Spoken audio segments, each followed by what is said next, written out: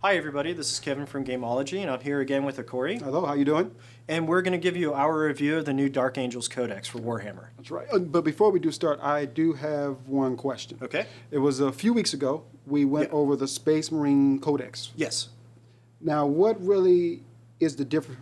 I see, like, for example, I don't see the chapter tactics. Okay. But these guys are really cool with the cloaks and the different units. But what's Yeah. the difference, really? So one of the big differences theme-wise, have you ever seen any movie that's out there where there's a group that's sponsored by the church, they're hunting down like demons or vampires or witches or something like that? Witch Hunter with Vin Diesel coming out this year? Yeah, that's coming out, I think, in October. I think so, yeah. Picture that group just now in space, and they're genetically engineered with big armor and big weapons and other things like that. Okay. Yeah. So thematically, that's how they work.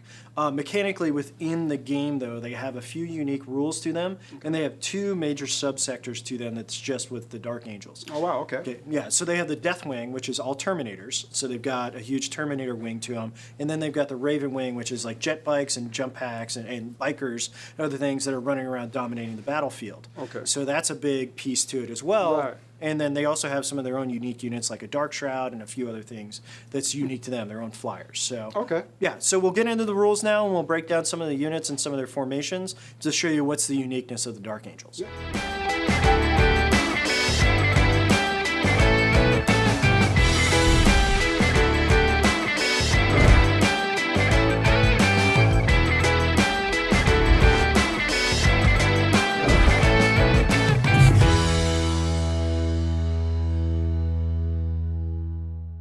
The Lion's Blade Strike Force is the standard detachment for the Dark Angels. It is very similar to the Space Marines detachment. They have a battle demi company and can become a battle company with two of these detachments getting free transports for every unit. Also keep in mind the battle demi company for the Dark Angels has fewer mandatory requirements than the Space Marine version, making it easier to form the battle company and include other options in your army.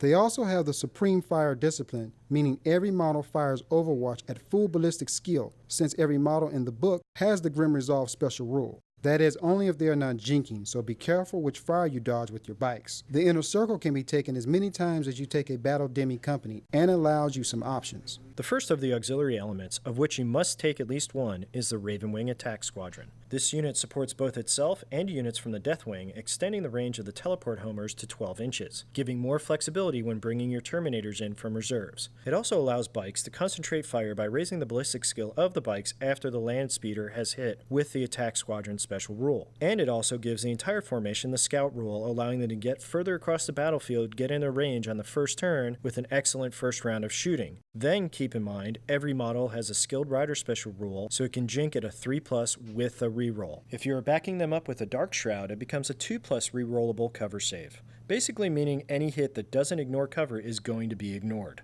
The Raven Wing Support Squadron extends the range of the Overwatch shooting even further, allowing for them to support allied units being charged within 24 inches, meaning these three land speeders can sit back and cover and provide extra Overwatch shots to allied units and give them a cover bonus. Keep in mind they will be firing Overwatch at a higher ballistic skill since the formation grants Grim Resolve to the unit.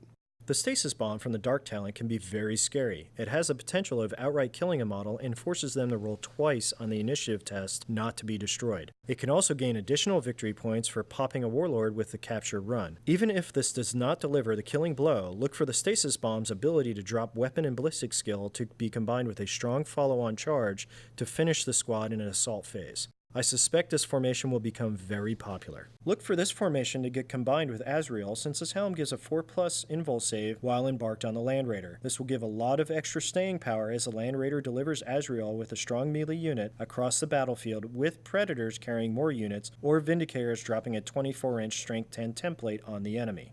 The Terminators in this army have some serious damage delivery capabilities.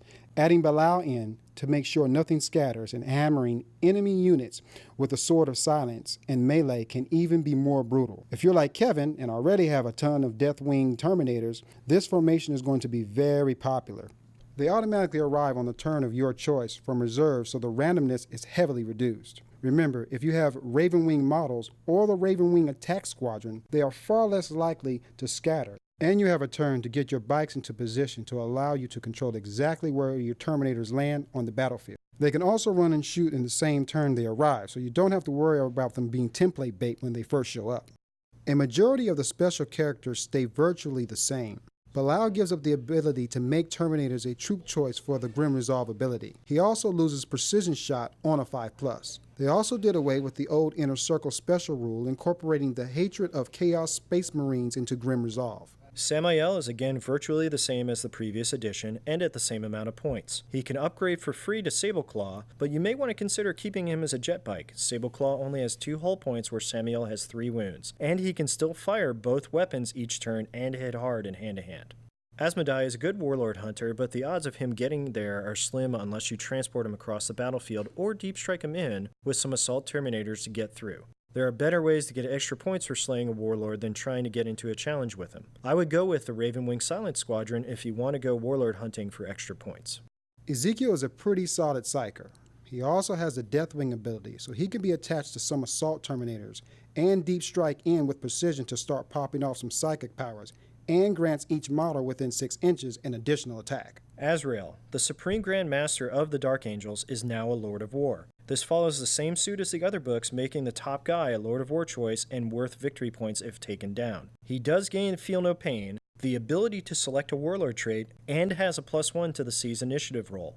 Combine this with the Lion Helm, he is a scary addition to any army for only 215 points. I tend to shy away from Lords of War due to the victory points risk, but Azrael will be finding a home in my 7th edition Dark Angels army. Some of the Warlord traits seem fairly redundant.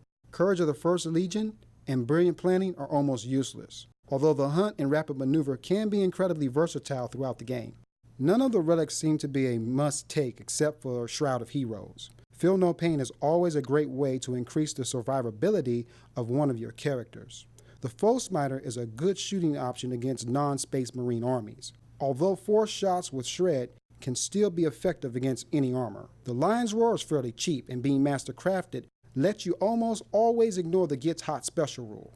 New book, new psychic powers. It used to be just Ezekiel with a special debuff, and now all Dark Angel Psychers can do it. Mind War and Mind Wipe can really hammer a squad that is about to get charged. Aversion is a good way to shut down shooting units you can't quite get to in hand-to-hand. And unlike some of the other chapter-only psychic powers out there, this one mostly targets other units, increasing their chance of dispelling the power. Keep that in mind when selecting this path for your psychic powers, or just go with the standard fare in the main rulebook. The Dark Angels get their own unique tactical objectives and have a new rule of allowing them to keep the Dark Angels' tactical objectives a secret from other players. This isn't an overly powerful ability, but can leave them guessing as to what you're going to do to try and score some extra victory points. The last bit to talk about is the other 2 detachment options in the back of the book. These are tributes to old players who have all the models they needed for their old Deathwing and Ravenwing armies.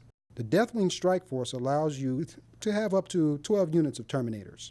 Not sure how many people can field that entire army, but it is a tremendous amount of options. The Ravenwing Strike Force gives the same benefit to the speed players by giving up to 12 fast attack choices. I hope this cleared up some of the confusion and questions you had about the Dark Angels Codex. And now, Akori, what do you think?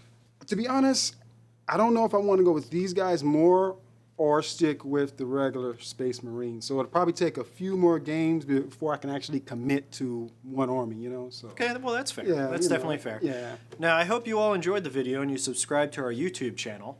Yes, and also remember, you can order anything from us Games Workshop related by emailing us at gameologystaff@googlegroups.com.